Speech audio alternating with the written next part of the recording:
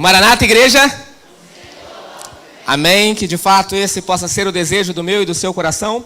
Fico feliz por estar aqui, principalmente numa data tão especial quanto essa, o batismo do meu amigo Maurício e toda a família. Deus seja louvado. Meu amigo Guimarães, desde o ano passado temos sonhado com essa data e Deus seja louvado.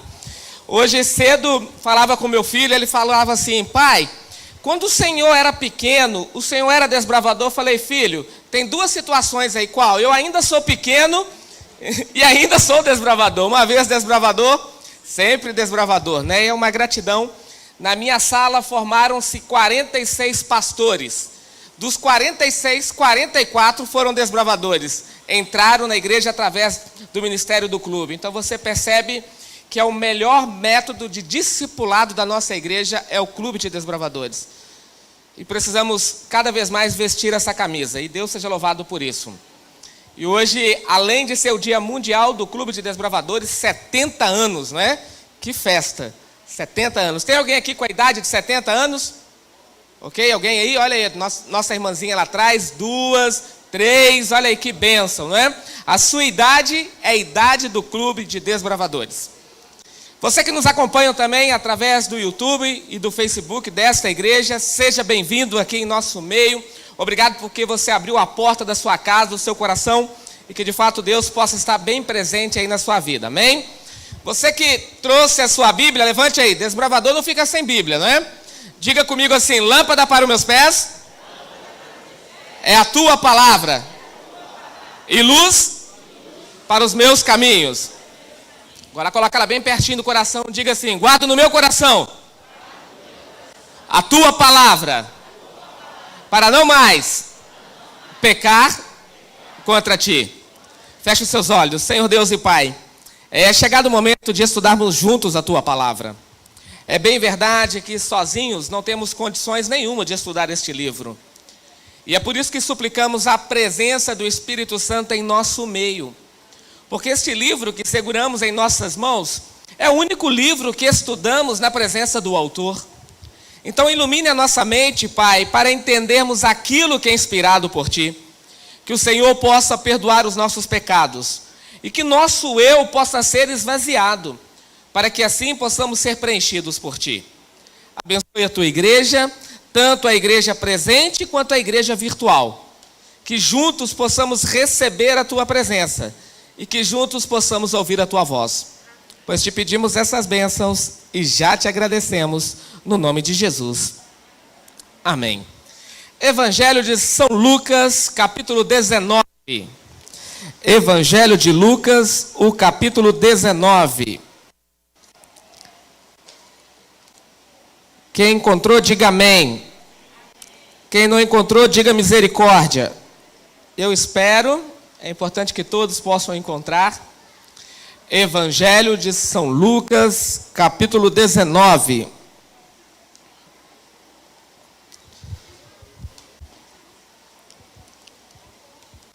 Eu gosto muito de estudar o Evangelho de Lucas. Entre os 4, este é um livro que eu mais dedico a minha atenção. Digo dos 4 evangelhos: Mateus, Marcos, Lucas e João. Este ano eu tive a alegria de concluir a minha pós-graduação na área de missiologia. E um dos livros que mais estudamos foi o Evangelho de Lucas e o livro de Atos. E esses 2 livros foram escritos por Lucas. O que me chama a atenção no evangelista Lucas? Lucas não teve a alegria de caminhar lado a lado com Cristo. Lucas não era um discípulo que conheceu Cristo pessoalmente. Lucas, ele era médico, de origem grega, ele nasce na Grécia, ele converte-se através do ministério de Paulo, é batizado ali no livro de Atos, capítulo 13, mais ou menos, quando Paulo pregava. E tudo que Lucas escreveu, ou foi no olhar de Pedro, ou foi no olhar de Paulo. E ele então larga a medicina e torna-se um companheiro de viagem do apóstolo Paulo. Paulo, quando estava preso, ele disse que todos o haviam abandonado, menos o amado amigo e médico Lucas. Lucas estava presente na vida e do ministério do apóstolo Paulo. Um outro detalhe interessante também com o Evangelho de Lucas, existem muitas coisas que foram escritas por ele, que não foram escritas por Mateus, por Marcos e João. Você sabia que nos 4 evangelhos nós encontramos um total de 40 parábolas? 21 delas no Evangelho de Mateus, 5 no Evangelho de Marcos. João não conta nenhuma parábola. 26 no Evangelho de Lucas. E dessas 26, 16 são contadas unicamente por Lucas. Então Lucas, ele tem mensagens exclusivas que não encontramos nos demais evangelhos. Um outro detalhe também de extrema importância: existem nomes que só encontramos no Evangelho de Lucas. Só um minutinho. Toda vez que eu tiro foto, eu estou com o olho fechado, eu estou com a boca aberta, aí minha esposa: amor, você tem que ficar quieto. Então agora eu fiquei quieto aqui, né?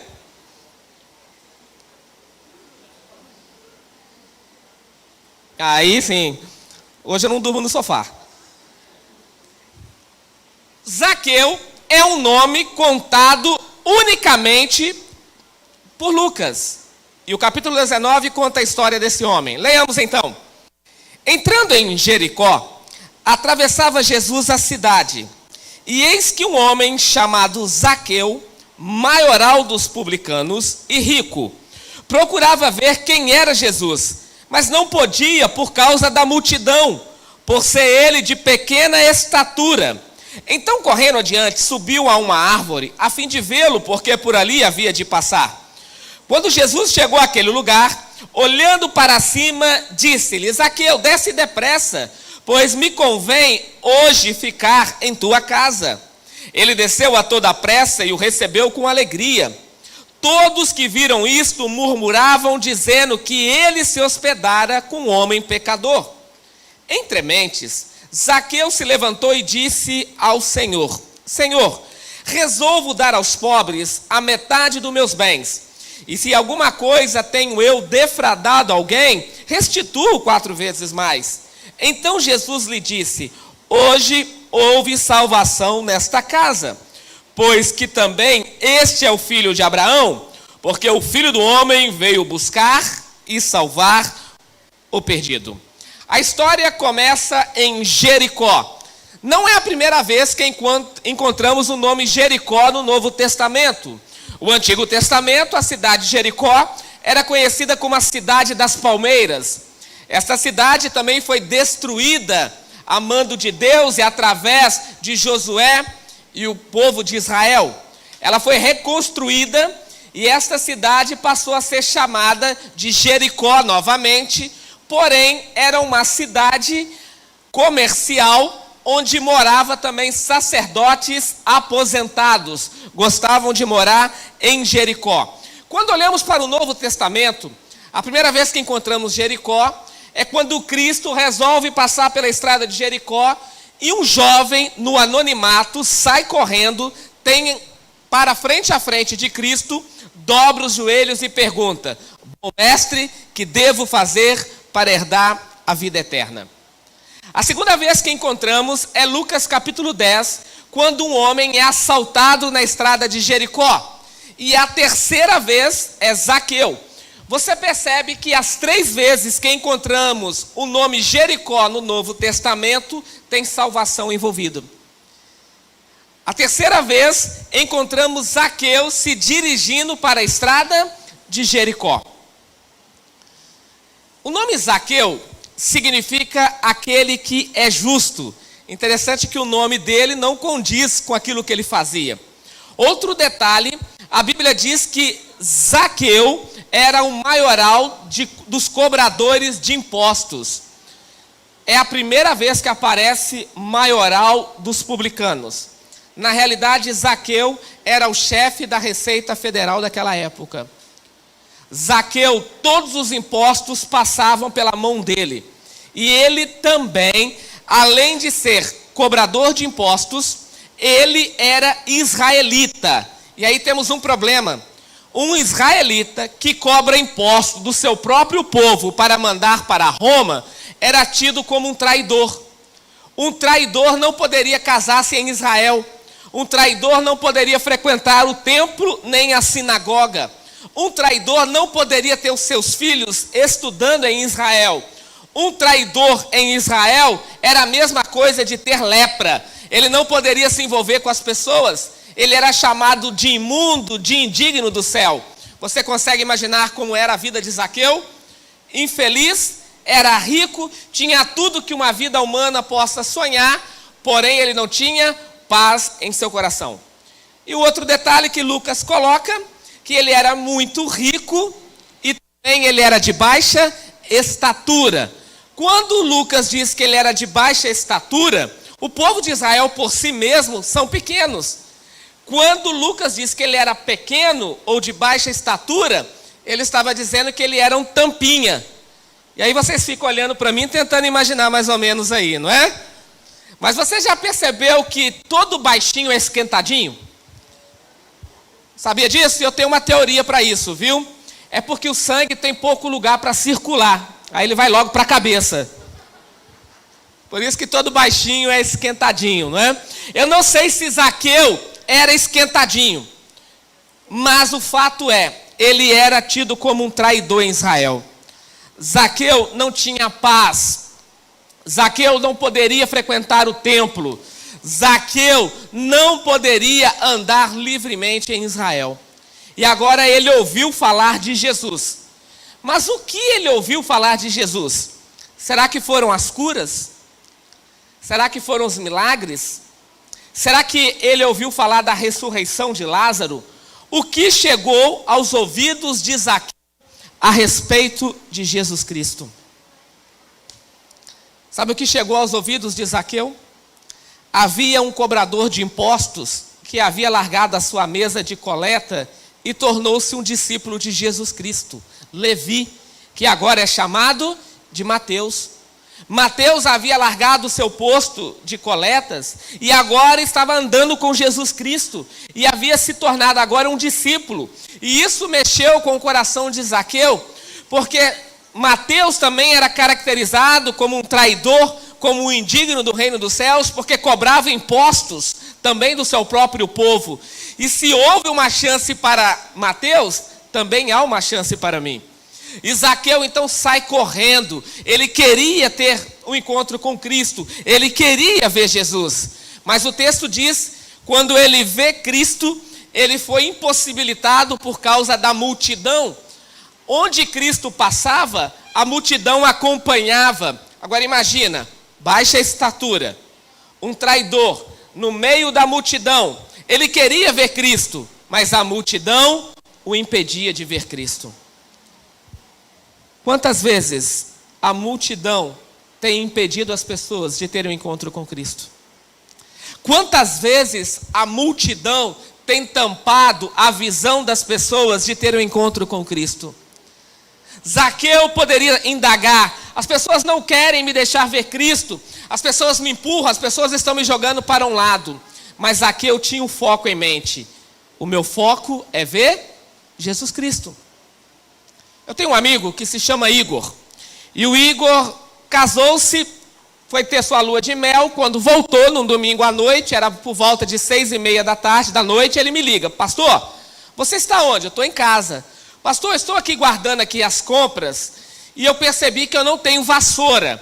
Eu não quero pedir uma vassoura emprestada, eu quero comprar uma vassoura. Eu falei: ok, onde eu posso comprar uma vassoura? Eu falei: Igor, neste horário, só no Big Shopping. Tem um supermercado lá dentro, se chama Hipervia Brasil. E ele fecha 9 horas. Não, ok. Pegou um ônibus, foi com a esposa para o shopping para comprar uma vassoura. Quando entrou no shopping, ele viu a placa do McDonald's. Ele olhou para a esposa e disse assim: amor, vamos comer um hambúrguer, né? A gente toma um sorvete e depois a gente compra a vassoura. Tudo bem? Tudo bem. Fizeram ali um lanche e aí olharam para o relógio, já eram 8 e pouca da noite. Amor, a vassoura? Ah, ok. E aí começaram a andar pelo shopping, aí viram uma loja aqui, uma outra loja e começaram a ver as coisas. Olharam para o relógio, 8h40, amor, a vassoura. Ok, correram para dentro do shopping. Ele então pega um carrinho de compras. A Ellen olha para ele e disse: Igor, não precisa de carrinho para comprar uma vassoura. Ah, mas eu lembrei que está faltando algumas coisas lá em casa. E o carrinho começou a crescer. E eles foram enchendo de compras. Chegaram no caixa, já era 9h05. E começaram a passar as mercadorias. De repente, a Ellen olha para ele e disse: homem de Deus, cadê a vassoura? Opa, vá passando a compra aí que eu vou buscar a vassoura. Pegou a vassoura, passou a vassoura ali no caixa. E aí perceberam que tinha muita sacola em mãos. Amor, vamos ter que voltar de táxi. Colocaram as compras no táxi, descarregaram tudo, guardaram as compras e até hoje estão procurando a vassoura. Saíram de casa para quê? Chegaram em casa sem a vassoura. O que eu quero dizer com isso? O que você veio buscar aqui hoje, nesta manhã?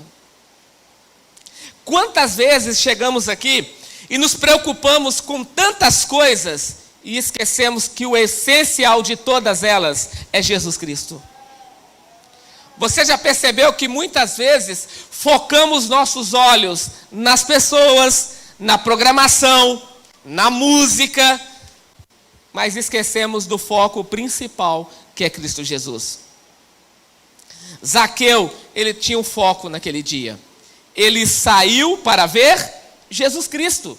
Ele estava naquele local para ver Jesus. A multidão o impossibilitava, mas Zaqueu disse: eu vim aqui para ver Cristo. E ele sobe numa árvore.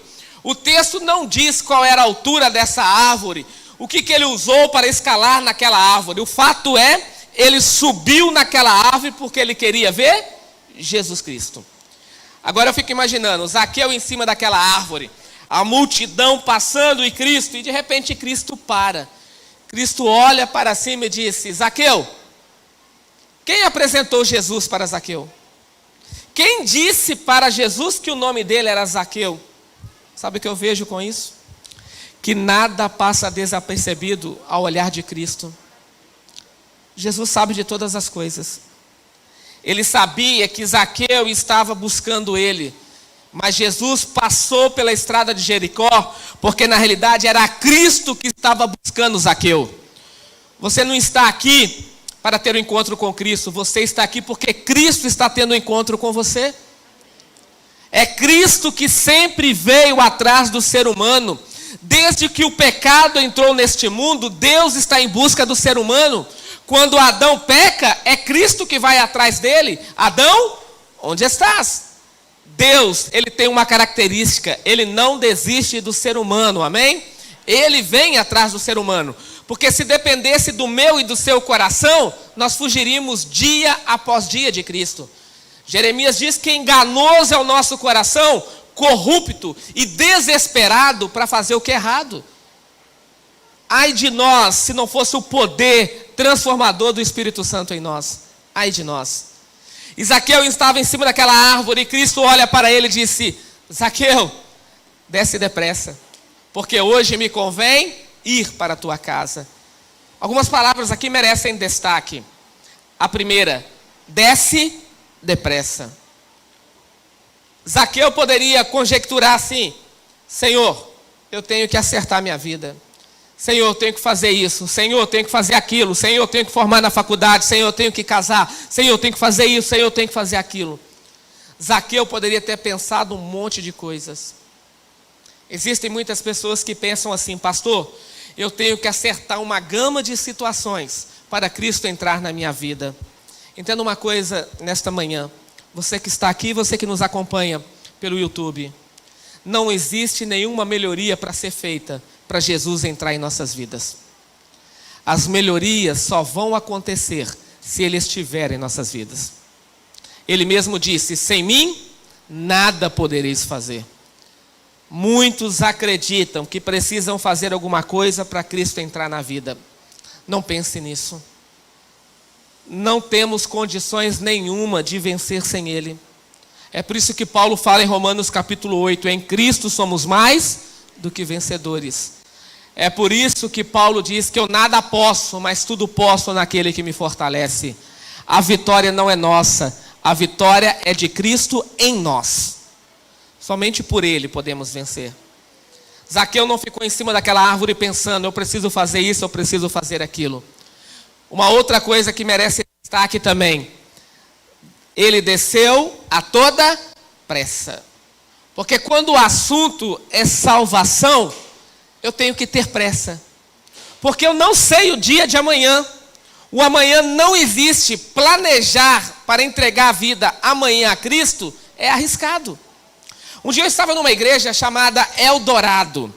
E eu fazia ali uma semana de oração. E no último dia estava o pastor Eduardo Goulart dentro do tanque batismal. Eu do lado de fora fazendo apelo. E ele estava dentro do tanque com uma irmã chamada Eliette e uma outra chamada Eliane. Eu havia estudado a Bíblia com essas duas irmãs. E antes de batizar, eu fiz o apelo. E sabe quando você ouve Deus falando assim, faça outro apelo? E eu fiz outro apelo. E aí batizamos as duas. E Deus disse, faça outro apelo. E eu fiz outro apelo. E aí, mais uma vez, aquele toque no coração, faz mais um. Eu falei, não estou entendendo, Senhor. É o Senhor mesmo que está falando ou eu que estou ficando doido? Faça mais um apelo. E eu fiz mais um. Ninguém se levantou. E aí Deus insiste, faça mais um. E eu não fiz. Falei, irmãos, vamos orar. E quando eu comecei a orar, eu escuto um barulho dentro do tanque batismal. Buf! Quando eu olho, o irmão Antônio Diniz, 82 anos de idade, com a roupa que estava no corpo, a roupa que ele veio para a igreja, ele entrou no tanque. O pastor Eduardo olhou para mim e disse, pastor, ele quer ser batizado agora. Eu falei, batiza? Igreja, há um apoio? E a igreja disse sim. E o batizamos em nome do Pai, do Filho e do Espírito Santo. O irmão Antônio Diniz fumava 2 maços de cigarro por dia. E ele disse dentro do tanque batismal, não é o cigarro que vai me tirar do reino dos céus. Não é o cigarro. No outro dia, às 7 horas da manhã, eu estava no meu escritório estudando, a minha esposa bateu na porta do escritório e disse assim, amor, sabe o que aconteceu? Eu falei, não. O irmão Antônio Diniz faleceu. Deitou para dormir e não acordou. O último apelo. O último sermão. Quando será o último apelo? Quando será o último sermão? É por isso que a salvação é hoje. É por isso que a minha decisão tem que ser hoje, agora, não amanhã. Eu fiz o batismo dele no sábado e no domingo eu fiz o sepultamento do Antônio Diniz. Mas sabe o que conforta o meu coração? Quando Cristo voltar em poder e majestade, a sepultura dele será aberta. Porque ele ouviu o último chamado, o último apelo. Mas a pergunta é, quando será o último chamado? Quando será o apelo que eu e você ouviremos? Quando será o último apelo? Porque Paulo diz uma coisa é certa, um dia todos nós morreremos. Mas muitas vezes vivemos como se não fôssemos morrer. Ah, vai ter tempo, vai ter chance. E quantos acreditavam nisso e não tiveram chance? Quantos acreditavam nisso e hoje não estão aqui? Amigo, uma coisa é certa, diz Getúlio Vargas, né? Impostos e a morte. Isso é certo na vida do ser humano. Impostos e a morte. E se Cristo não voltar em nossa geração, um dia eu e você também estaremos na sepultura. Existe aí um número, uma senha, né? E um dia Deus grita lá do céu, 27. Aí cai o Tomás durinho no chão, né? Hoje não é você não, viu, Alex? Nós não sabemos qual é o meu dia, qual é o seu dia. É por isso que a Bíblia diz, se tem um dia que eu tenho que ser salvo, esse dia é hoje, o momento é agora. Se tem uma coisa que eu não posso brincar, é com a salvação. Zaqueu não brincou. O texto diz que Zaqueu desceu a toda pressa. E agora vem uma outra expressão, e Jesus diz assim, porque hoje me convém pousar na tua casa. Hoje. Agora o verso 7 diz assim, todos que viram isto, murmuravam. Sabe o que me chama a atenção aqui? É a palavra todos. A palavra todos vem do grego panta. Panta significa que até os discípulos estavam murmurando. Até os discípulos. Até os discípulos estavam questionando a atitude de Cristo em querer salvar Zaqueu. Você já percebeu que muitas vezes não somamos nada com Cristo. E quando alguém toma a decisão de ser batizado, ainda jogamos pedras? Como se eu e você tivéssemos condições de dizer quem pode se batizar e quem não pode se batizar? Esse direito não é meu e seu. Esse direito pertence unicamente a Cristo Jesus. Zaqueu, ele estava feliz da vida, Cristo na sua casa, mas havia ali pessoas criticando, havia ali pessoas murmurando.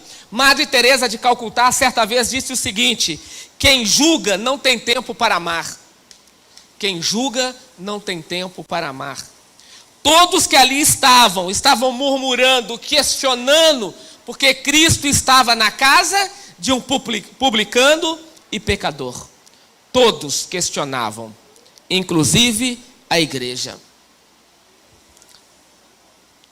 Uma jovem chamada Beatriz, ela morava nos Estados Unidos, mudou para o Brasil.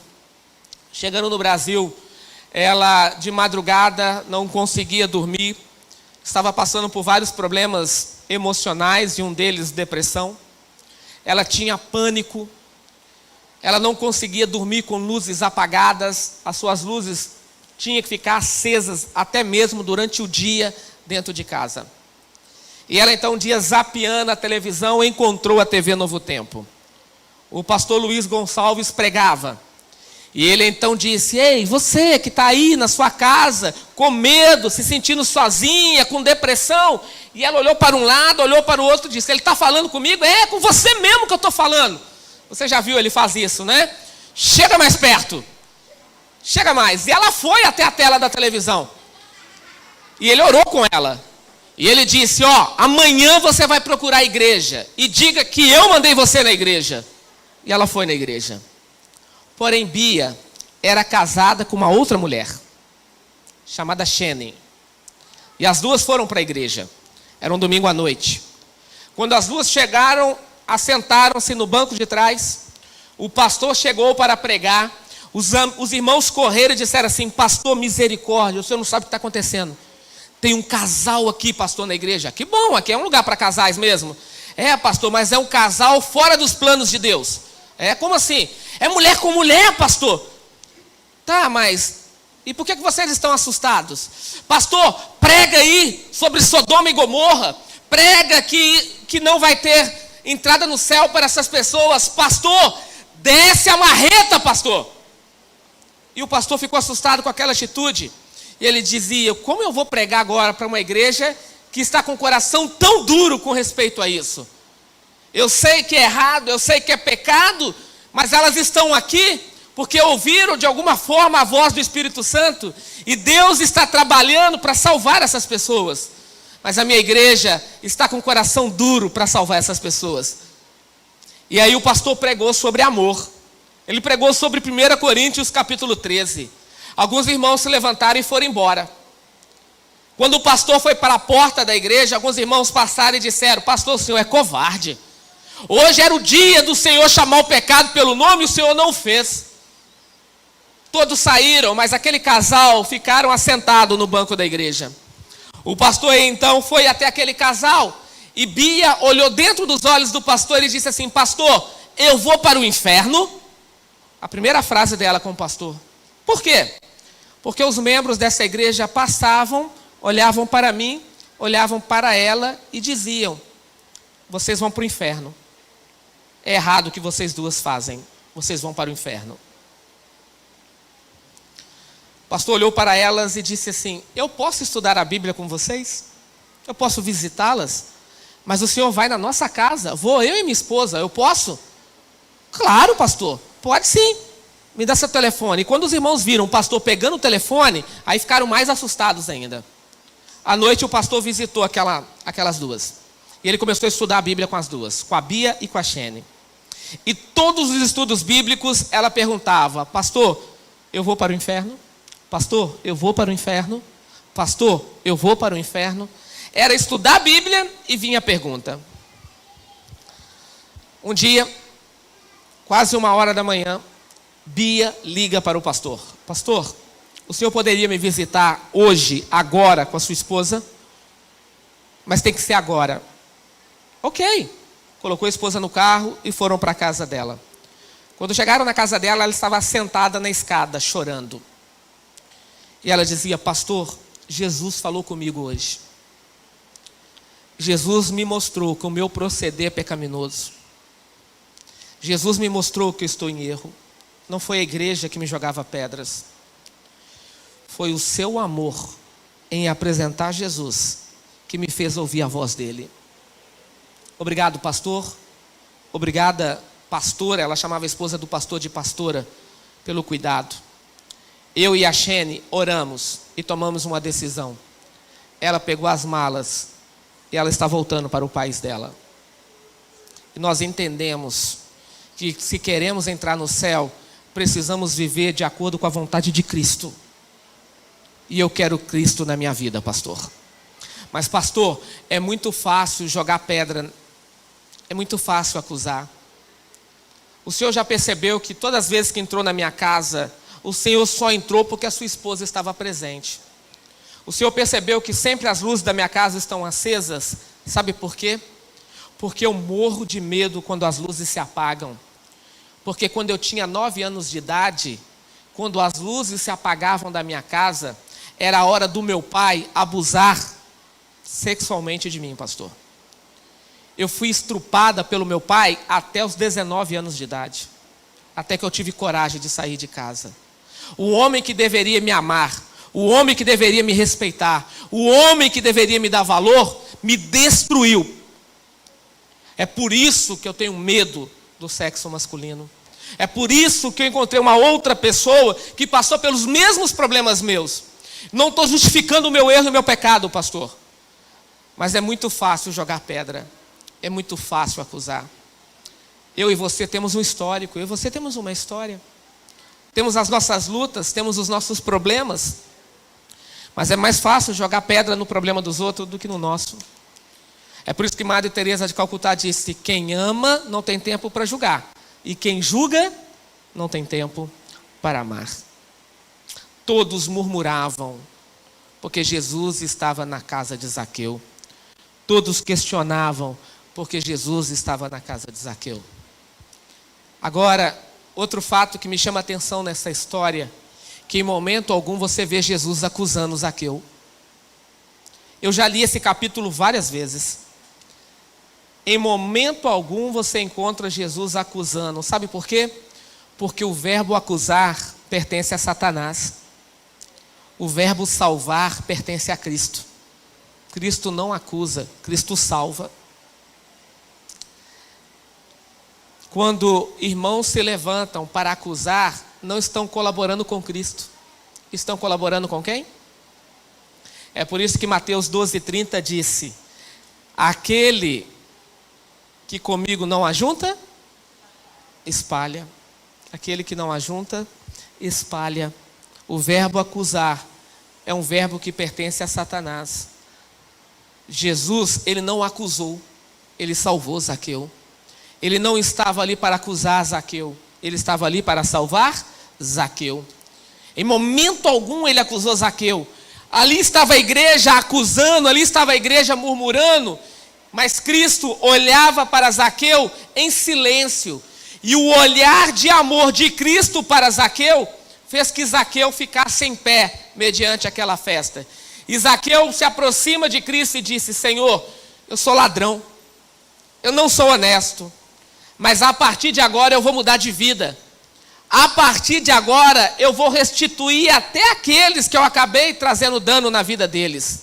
Jesus então olha para Zaqueu e agora Cristo fala em público: o Filho do Homem veio buscar e salvar o perdido. É a segunda vez que Cristo fala da missão dele nos evangelhos. É a segunda vez. O Filho do Homem veio buscar e salvar o perdido. Amém? E aí Cristo termina a frase dizendo assim: porque hoje houve salvação nesta casa. Hoje. Sabe quantas vezes aparece a palavra salvação no Novo Testamento? 44 vezes. 44 vezes você encontra a expressão hoje. Hoje, se ouvides a sua voz, não endureçais o vosso coração.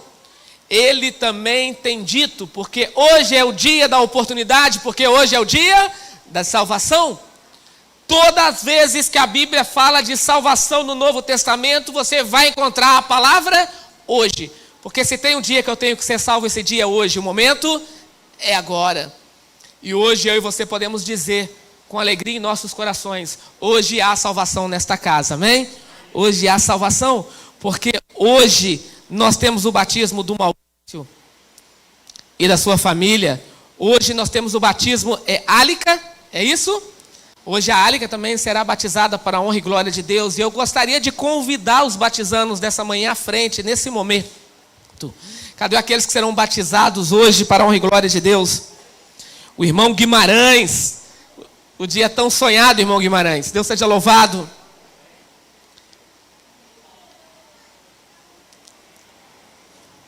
É a Letícia que vai cantar isso? Teremos outro louvor?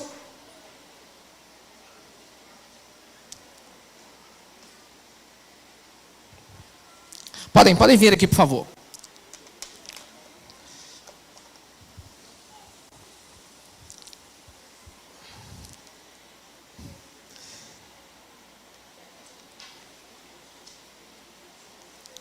Amém. Deus seja louvado.